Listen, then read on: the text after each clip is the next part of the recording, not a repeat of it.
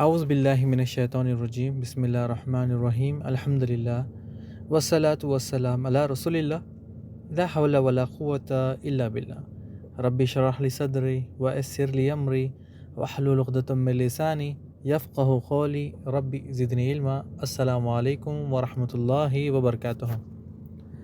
عزت دار بچے، عزت دار بہنیں، عزت دار بھائی، پیارے بچوں، آپ سب کا استقبال ہے، ویلکم ہے اس سیرت نبی صلی اللہ علیہ وسلم ایپیسوڈ 37 میں۔ الحمدللہ اللہ سبحانہ تعالیٰ نے پھر ہمیں یہاں جمع کیا ہے تاکہ ہم ان کے حبیب محمد مصطفیٰ صلی اللہ علیہ وسلم کا ذکر کریں۔ بنا تاخیر کے ہم اس سلسلے ایپیسوڈ کو شروع کرتے ہیں، لیکن پچھلے ایپیسوڈ 36 میں ہم نے کیا جانا تھا اس پر ایک ہلکی سی نظر ڈالتے ہیں تاکہ ہمارے دماغ میں یاد دہانی ہو، کیونکہ ہر ایپیسوڈ ایک دوسرے کے ساتھ جڑا ہے۔ پہلا دوسرے کے ساتھ، دوسرا تیسرے کے ساتھ، تیسرا چوتھے کے ساتھ، یعنی ہر کسی کے ایپیسوڈ ایک دوسرے کے ساتھ جڑے ہیں۔ جب ہم ریویژن کریں گے پیچھے کیا پڑھا تھا، کیا سنا تھا، کیا جانا تھا، تو پھر ہمیں آگے سمجھ میں آ جائے گا کہ ہم آگے کیا سننے والے ہیں۔ پچھلے ہم ایپیسوڈز میں جان کر آئے تھے کہ محمد صلی اللہ علیہ وسلم طیف سے نکلتے ہیں، پہاڑ کے فرشتوں سے ملاقات ہوتی ہے، جنوں کی جماعت ایمان لے کر آتی ہیں۔ اس کے بعد اللہ سبحانہ تعالیٰ خود آپ صلی اللہ علیہ وسلم کی حفاظت کی ذمہ داری لیتے ہیں۔ یہ تمام معلومات آپ کو بتائی تھی۔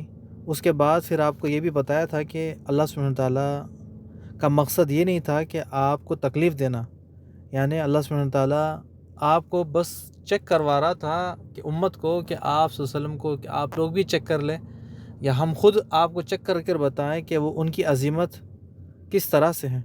یعنی محمد صلی اللہ علیہ وسلم کی ہمت، ان کا صبر، ان کی عظمت، ان کی ایمانداری، ہر طرف سے محمد صلی اللہ علیہ وسلم کو چیک کر ہمیں بتا دیا کہ اس نبی میں کوئی کمی نہیں ہے، نہ کوئی کمزوری ہے، کوئی نہ نقص ہے۔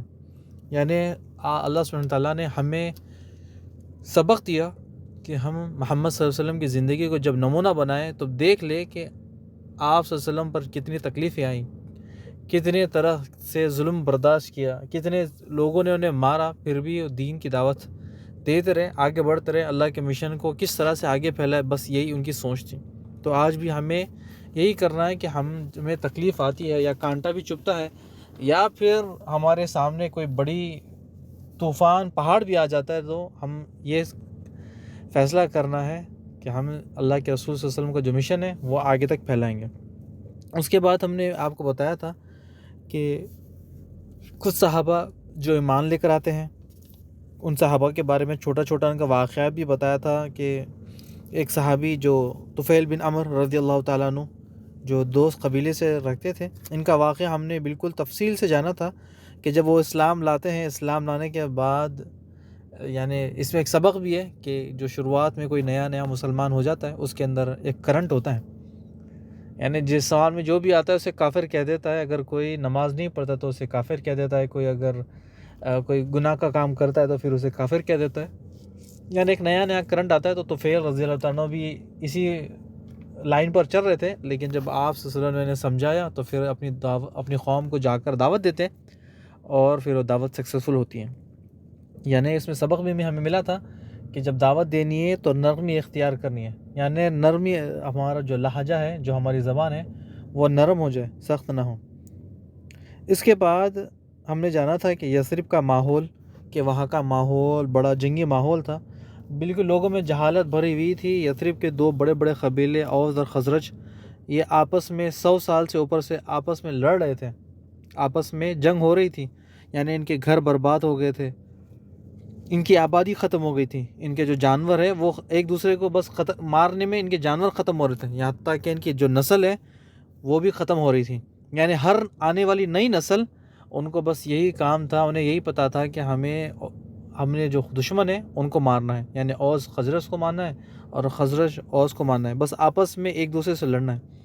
یعنی وہاں کا ماحول اتنا زیادہ خراب تھا کہ ہر جگہ دہشت گردی اور ہر جگہ ایک دوسرے کو قتل کرنا، اتنا شدید خون خرابہ کہ یثرب میں امن ہی نہیں تھا۔ یثرب میں، جو ہم مدینہ آج کہتے ہیں، اس کا پہلا نام یثرب تھا، تو لوگوں نے رسول کا شہر مدینہ، رسول کا شہر، یعنی رسول کا شہر، پھر اس کو مدینہ منورہ بنا دیا، تو اب آج اس کا نام مدینہ ہے۔ لیکن اس کا پہلا نام یثرب تھا، تو یہ یثرب میں امن ہی نہیں تھا۔ پھر اس کے بعد ایک بڑی جنگ ہوئی یوم آس، ابو آس کے نام سے۔ اس میں دونوں قبیلے کے بڑے بڑے سردار قتل ہو گئے۔ اب آپس میں یہ مایوس ہو گئے کہ ہر بار جب جنگ ہوتی ہے تو ہمارے بڑے بڑے سردار، ہمارے باپ دادا، یہ سب قتل ہو جاتے ہیں۔ پھر آپس میں ان دونوں نے مشورہ کیا، یعنی اوس اپنی قوم سے اور خزرج والے نے اپنی قوم سے، کہ جب بھی جنگ ہوتی ہے ہماری عورتیں بیوہ ہو جاتی ہیں، ہمارے بچے یتیم ہو جاتے ہیں، ہمارے گھر برباد ہو جاتے ہیں، ہمارے جانور مر جاتے ہیں۔ جب دونوں قبیلوں میں جنگ ہوتی ہے تو بڑی خون ریزی ہوتی ہے۔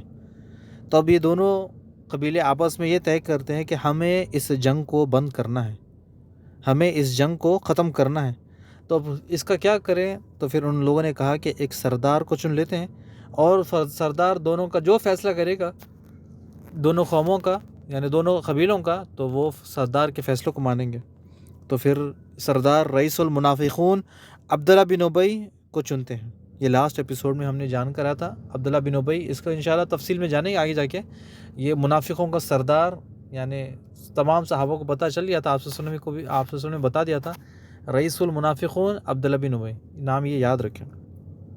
پھر اس کے بعد لاسٹ ایپیسوڈ میں ہم نے یثرب میں جو 6 لوگ آئے تھے حج کرنے کے لیے، وہاں تک بات لے کر آئی تھی۔ یعنی یہ 6 سعادت مند لوگ جو مدینہ سے آتے ہیں مکہ کے طرف، یہ نبوت کا 11واں سال اور محمد صلی اللہ علیہ وسلم کی ایج 51، یہاں سے ہم شروع کرتے ہیں۔ اور یہ آپ کو بتایا تھا کہ حج کا موسم آتا ہے اور جو ٹیبل ٹرن ہوتا ہے نا، پہلے تو ٹرن ہو گیا، لیکن آہستہ آہستہ ٹیبل ٹرن جو بالکل ہوتا ہے وہ 3 سال کے بعد ہوتا ہے۔ پھر اس کے بعد اور اس کے 3 سال کے بعد، یعنی پوری کی پوری مسلمان کی، یعنی آپ دیکھ لیں کہ پہلے مسلمان کمزور تھے، طاقت میں آتے، مدینہ جاتے ہیں، پھر وہاں کمزور، پھر اس کے بعد جو طاقت ملتی ہے، پورا کا پورا مسلمان کی جو ہسٹری ہے وہ آج بھی لکھی گئی ہے۔ نبوت کے 11ویں سال محمد صلی اللہ علیہ وسلم کی ایج 51 ہوتی ہے، اور حج کا موسم آتا ہے تو یثرب سے 6 لوگ آتے ہیں۔ ان کے آنے کے بعد مکہ کا ماحول آہستہ آہستہ بدلنے لگتا ہے۔ ظلم کے بادل تھے وہ تو چھٹنے لگے تھے، اور زیادہ تیزی سے جھٹنے لگے ہیں۔ یعنی مدینہ کے ساتھ ساتھ مکہ کے ساتھ ساتھ مدینہ کا ماحول بھی بدل جاتا ہے۔ یعنی مکہ کے مشرک جو ظلم و ستم کر رہے تھے، جو ظلم و ستم کا بازار گرم رکھا تھا، آہستہ آہستہ آہستہ وہ اس ظلم کو سے نجات ملتی ہے، یعنی بالکل ماحول بدلنے لگتا ہے ان 6 لوگوں کی وجہ سے۔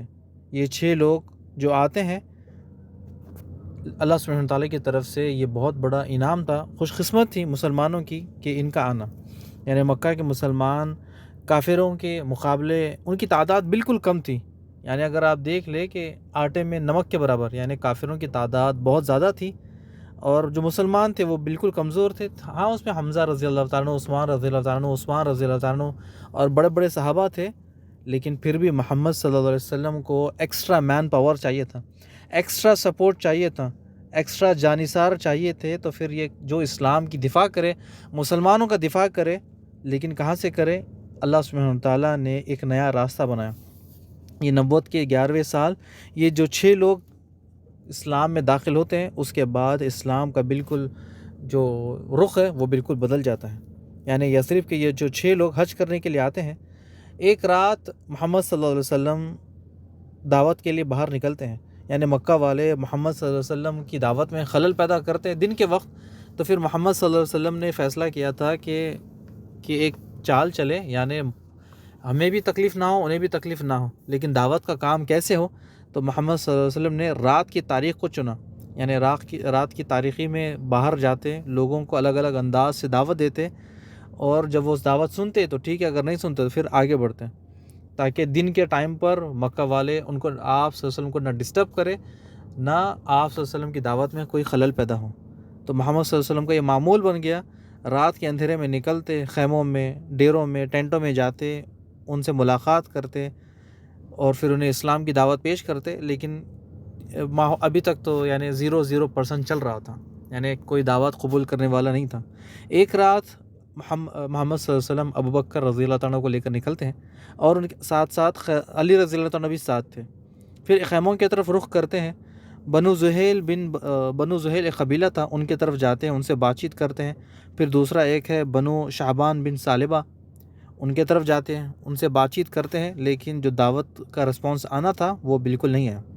ان لوگوں نے تو کہا کہ آپ کی بات بالکل اچھی ہے، لیکن ان لوگوں نے اسلام قبول نہیں کیا۔ اب یہاں سے محمد صلی اللہ علیہ وسلم مینا کی گھاٹیوں کی طرف بڑھتے ہیں، یعنی وہ مینا کی گھاٹی جہاں پر یہ 6 لوگ وہاں پر بیٹھے ہیں، یعنی محمد صلی اللہ علیہ وسلم مینا کی گھاٹی میں چلتے ہیں۔ جب وہاں سے گزرتے تو آپ صلی اللہ علیہ وسلم کے کان میں آواز پہنچتی ہے کہ کچھ لوگ یہاں پر بات چیت کر رہے ہیں۔ تو محمد صلی اللہ علیہ وسلم ان سے ملاقات کرنے کے لیے اپنے قدم آگے بڑھاتے ہیں۔ جیسے ہی ان کے قدم آگے بڑھاتے ہیں ان سے ملاقات کرنے کے لیے، یہی وہ 6 خوش نصیب لوگ ہیں جنہوں نے محمد صلی اللہ علیہ وسلم کا ساتھ دیا، جو محمد صلی اللہ علیہ وسلم سے وعدہ کیا تھا اسے پورا بھی کیا۔ یعنی محمد صلی اللہ علیہ وسلم کے بارے میں جو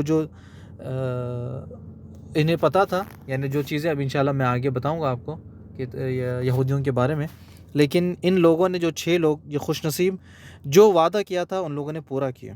اب یہ 6 لوگوں کے نام یہ ہے کہ اس میں سے ایک اسد بن زرارہ نے یہ نام یاد رکھے، دوسرا اوف بن حارث، تیسرا رافع بن مالک بن اجلان، چوتھا قتیبہ بن عمر بن حدید، پانچواں عقبہ بن عامر بن نبی غالباً، اور چھٹا حارث بن عبداللہ بن ربیعہ۔ یہ تمام خزرج قبیلے سے تعلق رکھتے تھے جو یہاں پر حج کرنے کے لیے آئے تھے۔ لیکن تھوڑا سا ہم آگے جاتے ہیں، پہلے تھوڑی سی میں آپ کو ڈیٹیل بتا دوں کہ یہودیوں کے بارے میں ایک چھوٹی سی نظر ڈالتے ہیں کہ یہودی یہاں پر کیا کر رہے تھے، مدینہ میں یثرب میں یہودی لوگ کیا کر رہے تھے، اس پہ تھوڑی سی نظر ڈال دیں تاکہ میں ایک چھوٹا سا بیک گراؤنڈ بنا دوں، تاکہ آپ کو پتہ چل جائے کہ آگے ہونے والا کیا تھا، ہوگا کیا، یہ تمام چیزیں آپ کو پہلے سے نوٹ میں آ جائیں۔ یعنی ایک چھوٹی سی نظر ڈالتے ہیں کہ یہودیوں پر، یعنی یہ یہودی جو اپنے آپ کو بنی اسرائیل سے کہتے تھے، یہ کہتے تھے کہ ہم بنی اسرائیل کے خاندان سے تعلق رکھتے ہیں، یعنی ہماری قوم میں کئی نبی آ گئے، ہمارے پاس تورات ہے اور تورات میں نبی محمد صلی اللہ علیہ وسلم کا نام بھی ہے، یعنی ہمارے پاس علم ہے، اور اس بات میں یہ فخر کرتے تھے۔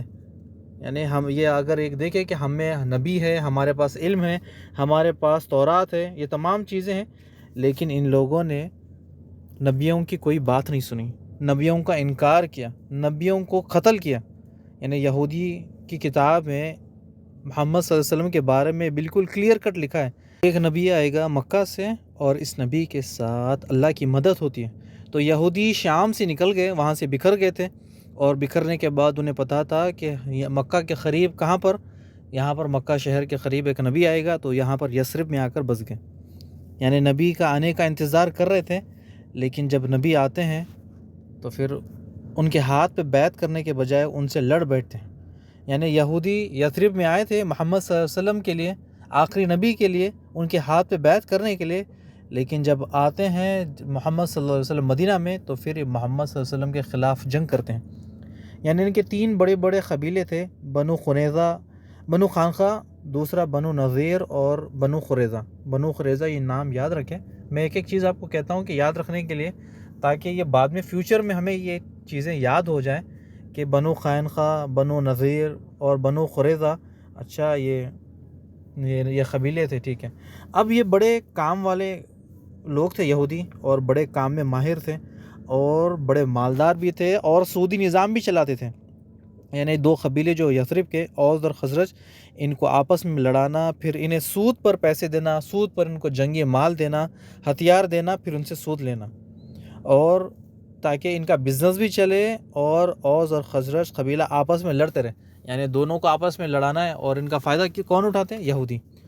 تو اب یہودی یہ آپس میں لڑاتے دونوں قبیلوں میں، اور اس کے بعد جو فائدہ اٹھاتے، یعنی ان کو انٹرسٹ پہ سود دیتے، اور اسی سے پیسے ان کے چلتے ہیں۔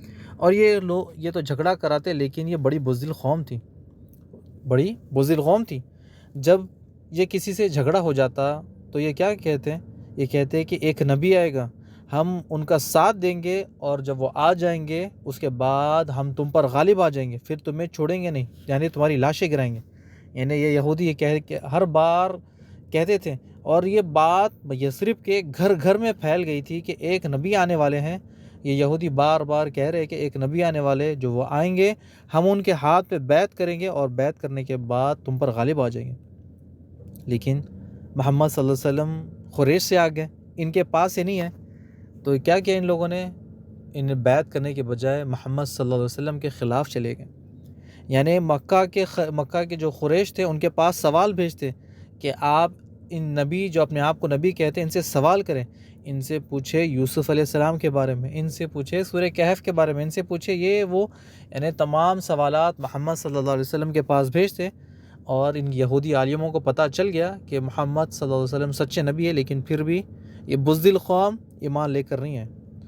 بزدل قوم ایمان تو لے کر آئی نہیں، لیکن محمد صلی اللہ علیہ وسلم کے خلاف کئی چالیں چلیں. کہنے لگے کہ اگر نبی کوئی آتا تو بنی اسرائیل سے آتا، یعنی تمام نبی بس بنی اسرائیل سے آ رہے تھے. یعنی یعقوب علیہ السلام، ان کے بیٹے موسیٰ علیہ السلام، ہارون علیہ السلام، عیسیٰ علیہ السلام، یحییٰ علیہ السلام. تو اب جو نبی آئے گا وہ بھی ہم میں سے آئے گا. لیکن جب محمد صلی اللہ علیہ وسلم قریش سے آ گئے، یعنی اسماعیل علیہ السلام کی نسل سے، تو ان لوگوں نے جو وعدہ تھا، جو ان کی سمجھ تھی، ان کی کتابیں تھی، ان سب کو پھیر کے رکھ دیا. یہ ہلکی سی نظر ڈالی تھی کہ یہودی یثرب میں کیا کر رہے تھے، یہودی مدینہ میں کیا کر رہے تھے، اس پہ ہلکی نظر ڈالی تھی. اب جو 6 لوگ ہیں یثرب کے، ان کے طرف آگے بڑھتے ہیں. یہ محمد صلی اللہ علیہ وسلم مینا کی گھاٹیوں میں سے گزر رہے تھے. اچانک سے محمد صلی اللہ علیہ وسلم کو آواز سنائی دی، تو آپ صلی اللہ علیہ وسلم ان کے پاس جاتے ہیں، ان سے بات کرتے ہیں. پھر ان سے سوال کیا کہ آپ لوگ کون ہیں؟ تو ان لوگوں نے جواب دیا کہ ہم قبیلہ خزرج سے تعلق رکھتے ہیں. آپ نے سوال کیا کہ یہودیوں کے حلیف، یعنی یہودیوں کے حمایتی، یہودیوں کے مددگار؟ ان لوگوں نے کہا جی نعم، ہاں. پھر آپ نے کہا کہ چلے بیٹھ کے کچھ بات چیت کرتے ہیں. تو یہ جو 6 لوگ ہیں مدینہ کے خوش قسمت لوگ، یہ بھی بیٹھ جاتے ہیں، بیٹھ کر بات چیت شروع کرتے ہیں. پھر محمد صلی اللہ علیہ وسلم ان کے سامنے اسلام کا جو مقصد ہے وہ بیان کرتے ہیں، اللہ سبحانہ وتعالیٰ کی طرف انہیں دعوت دیتے ہیں. پھر ان کے سامنے قرآن کی تلاوت اور اپنا آنے کا مقصد بتاتے ہیں کہ اللہ سبحانہ وتعالیٰ نے مجھے نبی بنایا، رسول بنایا، قیامت کا دن آئے گا، جنت جہنم کے بارے میں تمام چیزیں ان کے سامنے کھول کے رکھ دی. اب ان لوگوں کو محمد صلی اللہ علیہ وسلم کی باتیں اچھی لگی. آپس میں یہ 6 لوگ آپس میں مشورہ کرنے لگے کہ ہمیں یہی شخص ہے جو نبی معلوم ہوتا ہے. یعنی ہمیں سالوں سے جو کہانی، جو سٹوری سنا رہے تھے یہودی، بار بار کہتے تھے کہ ایک نبی آئے گا، ایک نبی آئے گا، تو یہ شاید یہی سچے نبی ہیں. اب ان لوگوں نے بنا تاخیر کے فیصلہ کر لیا کہ ہم اس نبی پر ایمان لے کر آئیں. اگر یہودیوں کو پتہ چل جائے تو وہ یہودی پہلے ایمان لے کر آئیں اور ہم پر غالب آ جائیں، اس سے پہلے کہ ہم اس نبی پر ایمان لے کر آتے ہیں، ان نبی کی بات سنتے ہیں اور پھر سب پر غالب آ جاتے ہیں. تو ان لوگوں نے محمد صلی اللہ علیہ وسلم کی دعوت پر فوراً لبیک کہا اور مسلمان ہو جاتے ہیں.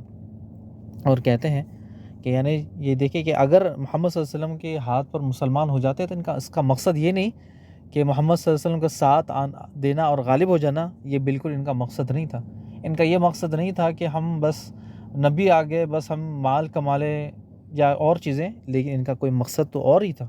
یعنی آپ کو آہستہ آہستہ جب محمد صلی اللہ علیہ وسلم اپنی ان کو تعلیمات دیتے ہیں، اسلام کے بارے میں بتاتے ہیں، دین کا کام کرنے کا، تو پھر ان کا جو مقصد تھا وہ بالکل چینج ہو گیا. یعنی پھر یہ کہتے ہیں کہ یا رسول اللہ صلی اللہ علیہ وسلم، ہماری قوم میں بڑی عداوتیں ہیں، آپس میں ایک دوسرے سے نفرتیں ہیں. محمد صلی اللہ علیہ وسلم سے جب بات چیت کی ان لوگوں نے، تو ان لوگوں کو پتہ چل گیا تھا کہ ہماری قوم میں جو امن ہے وہ آپ ہی لا سکتے ہیں.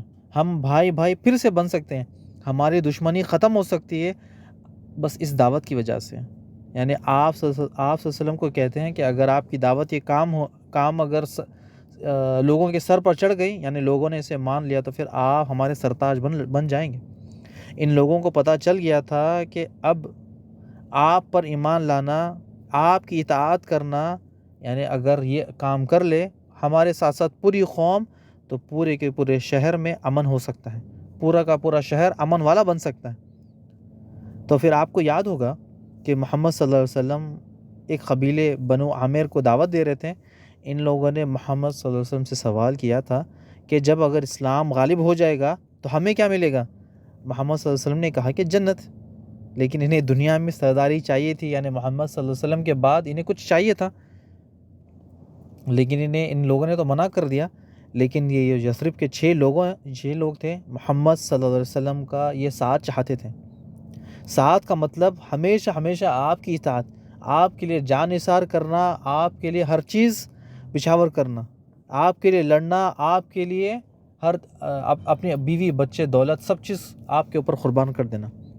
یعنی یہ یثرب کے جو 6 لوگ تھے، انہیں پتہ تھا کہ یہ وہاں سے بیزار ہو کر یہاں پر آئے تھے، یعنی آپس میں صرف لڑائی کرتے کرتے آپس میں چور چور ہو گئے تھے، شہر میں امن ہی نہیں تھا۔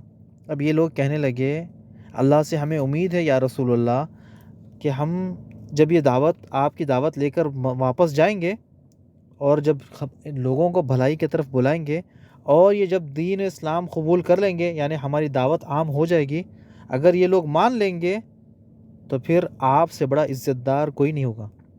یعنی یثرب کے جو 6 لوگ ہیں وہ کہتے ہیں کہ اللہ کے رسول صلی اللہ علیہ وسلم کہ اگر آپ کی دعوت ان لوگوں کے سر چڑھ گئی، اگر ان لوگوں نے آپ کی دعوت کو قبول کر لیا، اسلام قبول کر لیا، تو پھر آپ سے بڑا عزت دار کوئی نہیں ہے، آپ سے بڑا ہمارا سردار کوئی نہیں۔ تو اب یہ واپس یثرب کی طرف لوٹتے ہیں، یثرب کی طرف جا کر دعوت دیتے ہیں۔ یعنی محمد صلی اللہ علیہ وسلم کی یہ دعوت بالکل کامیاب سکسیسفل ہو گئی، یعنی جو دعوت کامیابی کا جو شروعات تھی وہ بالکل کامیاب ہوئی۔ کامیاب ہونے کے ساتھ ساتھ بعد میں یہ لوگ انصار کہلانے لگے، یعنی دعوت بھی کامیاب ہو گئی۔ اس کے بعد اللہ سبحانہ وتعالیٰ نے ان کے درجے بھی بلند کیے اور ان کو پھر انصار بھی، جو ہم قرآن مجید میں پڑھتے ہیں انصار، یہ انہی کا نام ہے انصار۔ یعنی دیکھیں کہ اللہ سبحانہ وتعالیٰ نے کیسے لوگوں سے کام لیتا ہے کہ یہاں پر ابو جہل، بڑے بڑے سردار مکہ کے، ان کو چھوڑ دیا۔ یثرب سے لوگوں کو جب آتے ہیں، اللہ سبحانہ وتعالیٰ نے ان کے دل میں اسلام ڈالا، اسلام کے ڈالنے کے ساتھ ساتھ جب یہ یثرب میں جاتے ہیں بڑی زبردست دعوت کا کام کرتے ہیں، پھر اللہ سبحانہ وتعالیٰ نے اس دعوت کے بدلے نے کیا دیا؟ جنت، ان کے درجے بھی بلند کیا۔ اور پھر اس کے بعد یہی نہیں، اسلام یہاں سے پھیلتا ہے، آہستہ پھیلتے پھیلتے اسلام دنیا کے کونے کونے میں بھی گیا، لیکن جو اسلامی مرکز جو بنا یہ مدینہ بنا۔ یعنی کچھ ہی سالوں میں یہ شہر امن سے بھر گیا۔ اب یہ جو لوگ پہلے یہاں پر ڈرتے تھے، لوگ خوشی خوشی یہاں پر آنے لگے۔ یہ نبوت کا 11واں سال ہے۔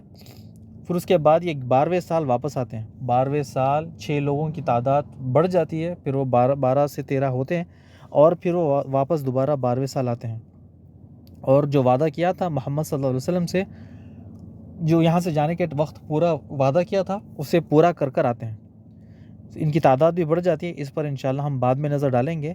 لیکن نبوت کے 11ویں سال سے لے کر 12ویں سال کے بیچ میں اسراء والمعراج کا واقعہ ہوا ہے، اس کے بارے میں ہم انشاءاللہ جانیں گے۔ اسی سال میں ہمیں سب سے بڑا تحفہ ملا تھا 5 وقت کی نمازیں۔ غالباً یہ رمضان کا مہینہ تھا، یعنی آپ صلی اللہ علیہ وسلم 11ویں یا 12ویں سال کے قریب بیچ میں تھے۔ کچھ لوگ کہتے ہیں، یعنی جو محرخین لکھتے ہیں کہ اسراء والمعراج کا جو واقعہ ہے وہ نبوت کے پہلے سال ہوا، کوئی کہتا ہے کہ نبوت کے 5ویں سال ہوا، کوئی کہتے ہیں نبوت کے 10ویں سال ہوا، اور کوئی کہتے ہیں ہجرت کے بعد ہوا، ہجرت کے 11ویں سال ہوا، ہجرت کے 13ویں سال ہوا، یعنی جب آپ صلی اللہ علیہ وسلم ہجرت کرتے ہیں مدینہ۔ تو اب یہ تمام قول ہمارے سامنے ہیں، لیکن ہمارے لیے ضروری ہے کہ اس واقعے میں ہمارے لیے کیا تھا۔ یعنی تاریخ میں اختلافات ہیں، اس کو ہم چھوڑیں گے، جو تاریخ تھی وہ تاریخ کو ہم اس تاریخ کو چھوڑ کر اس میں ہمارے لیے کیا تحفے تھے، اس میں ہمارے لیے جنت کی کیا بشارت تھی، جہنم سے کیسے بچے، جہنم میں کیا کیا چیزیں ہیں، یہ تمام چیزیں ہم جانیں گے۔ تاریخ کو ہم بعد میں دیکھیں گے، تاریخ کے بڑے بڑے اختلافات ہیں، کیونکہ 1435 سال پہلے کا جو واقعہ، جو ایک کر کے ہماری کتابوں میں کسی کی کتاب میں الگ ہے، کسی کی کتاب میں الگ ہے، رحیق المختوم میں الگ ہے، کسی اور جو محرخین ہیں ان کی کتاب میں الگ ہے، لیکن ہم یہ تاریخ کو چھوڑیں گے، جو واقعے میں ہمارے لیے سبق ہے اس کو ہم دیکھیں گے۔ اور اس واقعے میں کچھ اور لوگ کہتے ہیں کہ یہ خواب میں دکھایا گیا تھا، یعنی آپ صلی اللہ علیہ وسلم کو یہ واقعہ، تمام واقعہ خواب میں ہوا، لیکن صحیح قول کے مطابق آپ صلی اللہ علیہ وسلم اپنے جسم کے ساتھ آسمان پر گئے، اپنے جسم کے ساتھ آسمان پر گئے۔ تو یہ یہاں تک ہمارا آج کا جو ایپیسوڈ تھا یہاں پر ختم کرتے ہیں۔ بارک اللہ فیک و جزاکم اللہ خیر۔ اللہ سبحانہ تعالیٰ آپ لوگوں کو خوش رکھے، اور اللہ سبحانہ تعالیٰ آپ سب کے حسنات کو قبول کرے، آمین یا رب العالمین۔ تو اب یہاں پر سلسلہ ہم شروع کرتے ہیں، کیونکہ آج ہماری جو کلاس ہے وہ یوٹیوب پر چل رہی ہے، لائیو چل رہی ہے، تو یہاں پر جو زوم کا سلسلہ ہے وہ یہاں پر نہیں چلے گا، جو سوال جواب ہے، لیکن سوال جواب انشاءاللہ ہوں گے آپ کو کمنٹس میں اپنے جواب لکھنا ہے، جن کے جواب بالکل صحیح اور سب سے پہلے آئے گا وہ ہمارا انعام کے حقدار ہیں انشاءاللہ۔ تو پھر ہم اگلے ایپیسوڈ میں ان کے نام دے دیں گے، لیکن گفٹ آپ کو آج یا پھر کل تک پہنچ جائے گا۔ تو آپ لوگ تیار ہیں اپنے کمنٹس باکس میں لکھنے کے لیے کہ جو یوٹیوب کا نیچے جو ہمارے چیٹ ہے وہاں پر لکھیں۔ سب سے پہلا سوال میں پڑھتا ہوں، سب سے پہلا سوال کہ دیکھتے ہیں کہ سب صحیح جواب کون دیتا ہے اور جواب دینے والا کون ونر ہے، انشاءاللہ ہم وہ بعد میں دیکھیں گے۔ سب سے پہلا سوال جو آج ہم نے پڑھا تھا کہ مدینہ سے یثرب سے جو 6 لوگ آئے تھے جن کا ذکر ہوا، ان میں سے کسی ایک کا نام آپ بتائیں۔ یعنی مدینہ سے یثرب سے 6 لوگ آئے تھے، ان میں سے کسی ایک کا نام آپ کو بتانا ہے۔ جو جلدی ٹائپ کرے گا، جو جلدی لکھے گا وہی ونر ہوگا، ٹھیک ہے۔ اس کے بعد ہم دیکھ لیں گے کہ کون صحیح جواب لکھتا ہے، کون غلط جواب لکھتا ہے۔ ہم انتظار کر رہے ہیں کس کا جواب سب سے پہلے آئے گا۔ سوال تیسری بار میں پھر ریپیٹ کر دوں کہ آج ہم نے جو 6 لوگوں کا ذکر کیا تھا جو یثرب سے آئے تھے، ان میں سے کسی ایک کا نام آپ ہمیں کمنٹس باکس میں لکھ دیں۔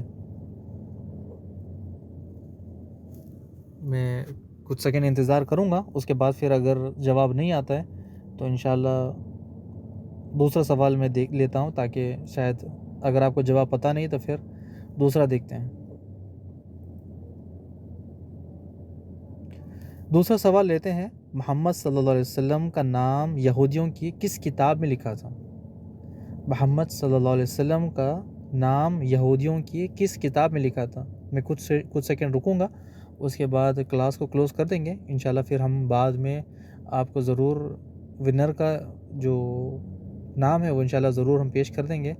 تو بس ہم انتظار کر رہے ہیں کون صحیح جواب دے گا۔ تو 2 سوالوں میں سے دیکھ لیں، آپ کو جو جواب جو جلدی لکھے گا اسے ایک گفٹ ملے گا، اگر کوئی دونوں لکھتا ہے تو اسے ایک ہی ملے گا۔ تو بس دیکھ لیں آپ انشاءاللہ۔ ہم کی کلاس جو ہے ایپیسوڈ ہمارا یہیں پر روکتے ہیں۔ بارک اللہ فیک و جزاکم اللہ خیر۔ اللہ سبحانہ تعالیٰ آپ لوگوں کو خوش رکھے، اللہ سبحانہ تعالیٰ آپ سب کی حفاظت کرے، اور اللہ سے دعا کرتے ہیں کہ اللہ ہم نے جو بھی آج سیکھا، جو بھی ہم نے جانا، اللہ سبحانہ تعالیٰ ہمارے علم میں اضافہ کر، اور اللہ سبحانہ تعالیٰ ہمارے راستے کو وہ راستہ بنا دے جو اللہ اس کے صحابہ، جو رسول اللہ اور صحابہ کا راستہ تھا۔ اللہ ہمیں ان میں چن لے، اور اللہ سبحانہ تعالیٰ ہمیں معاف کر دے، ہماری جو غلطیاں ہیں ہمیں معاف کر جنت الفردوس میں ہمیں اعلیٰ مقام دے، رسول اللہ صلی اللہ علیہ وسلم کا پڑوسی بنا، آمین یا رب العالمین۔ بارک اللہ فیک و جزاکم اللہ خیر۔ السلام علیکم ورحمۃ اللہ وبرکاتہ۔